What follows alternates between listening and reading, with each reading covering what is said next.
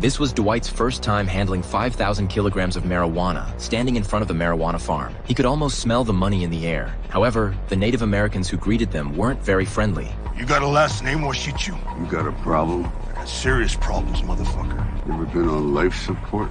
You ever been on a horse?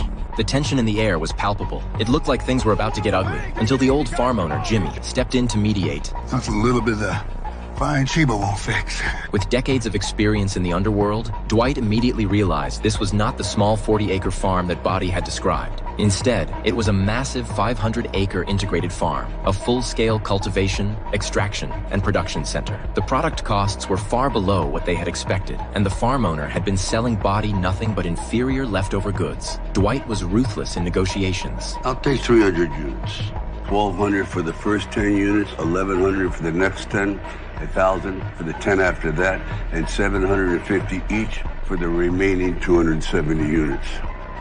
I'll have to do the math.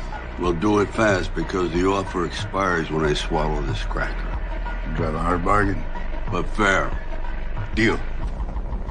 His hard bargaining made Body realize he had been played for a fool all these years. So Dwight slashed the price from $1,250 to $750, increasing the profit margin by 40% per unit. On the way back, Body's look at Dwight changed completely, from disdain at the start to almost obsessive admiration. If not for Dwight, Body would have spent his whole life getting ripped off, and the 20% protection fee he paid every week hadn't been for nothing. But that wasn't all under Dwight's guidance. The drug sales business exploded. Customers lined up every day. Even though Dwight made a lot of money, trouble soon followed. One day, Dwight received a phone call. It was the son of the mob boss calling. He demanded that Dwight pay $100,000 up front. Turns out after Dwight broke Vince's jaw, the lieutenant in the local mob, Vince, hearing about Dwight's success, ran to the boss's son, looking to get revenge by blackmailing Uncle Long to ensure the gang's stability. The boss's son called Dwight, ordering him to pay up or face retaliation. And how do you suggest I do that?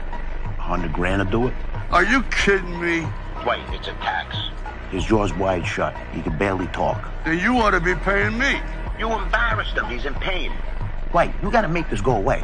And 100 grand will do that? Yes. All right, I'll send him something.